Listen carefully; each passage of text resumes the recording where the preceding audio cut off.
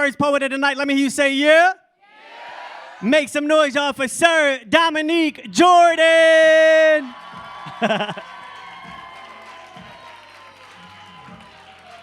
My man won free tickets, got the first slot on the list, and we here.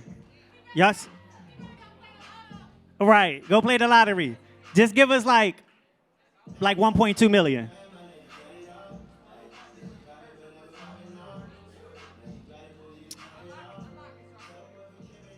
DJ, let me get it real quick. So we about to have an all moment, y'all. Yeah. He gave up his slot. Yeah. These moments right here.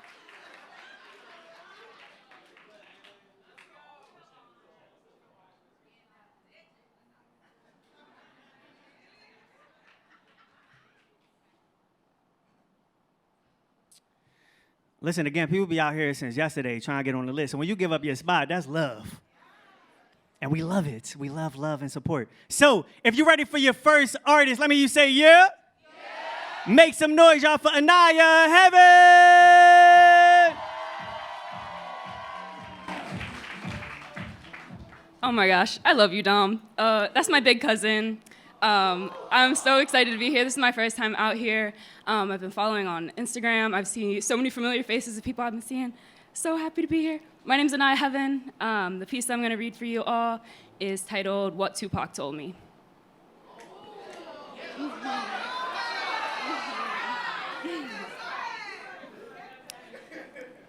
When Tupac said, "Forgive but don't forget, girl, keep your head up," I felt that shit. I felt it in the most broken parts of my body, parts I like to pretend aren't even there. Forgiveness never seemed natural, and forgetting always seemed easier, but his words replayed in my mind with a beat that became like a lullaby to me, reminding me to march with my head high, reminding me that some love is unconditional and that I am worth more than people will ever let me know. The first time Mama played Pac for me, I was 9 years old.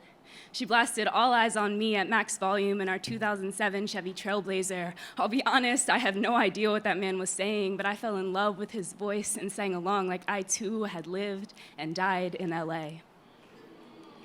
Pac made me feel things, made me feel invincible, made me feel like I was running shit even though at that age my legs could barely move a mile.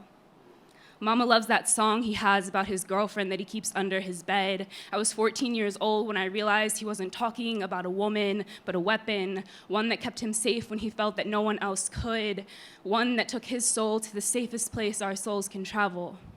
And what did Mama know, and how did Mama know what that felt like? When I asked her, she told me that he knew her pain, knew what it felt like to be in chains and to be locked in a cage, and while their skin wasn't the same, she felt like he could understand, like he could tell her story without her even having to open her mouth. Now Pac has me out here sharing stories I never thought would come out of my mouth. You see, at 9 years old, my world was filled with Hannah Montana and Taylor Swift, so my teachers couldn't understand why I always chose Tupac Shakur as the celebrity, dead or alive, I'd want to have dinner with. They couldn't understand why this little black girl was running from the white world around her, the white world that was trying to accept her.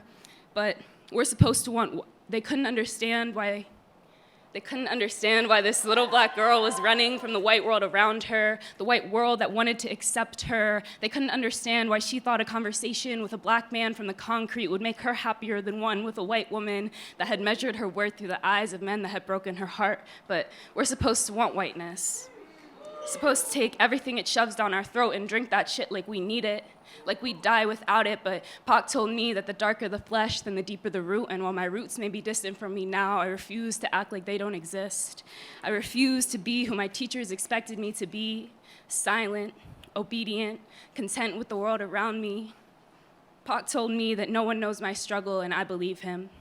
No one knows what it's like to feel trapped in between two worlds that love you but don't fully accept you, two worlds that push you and pull you, begging you to conform, begging you to place a label on your forehead,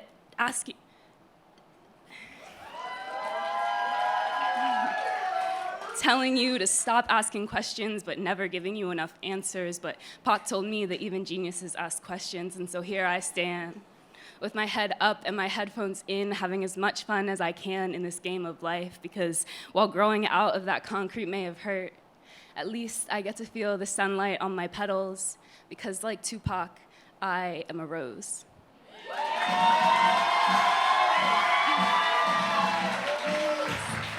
Sweet of the juice, the deep of the root.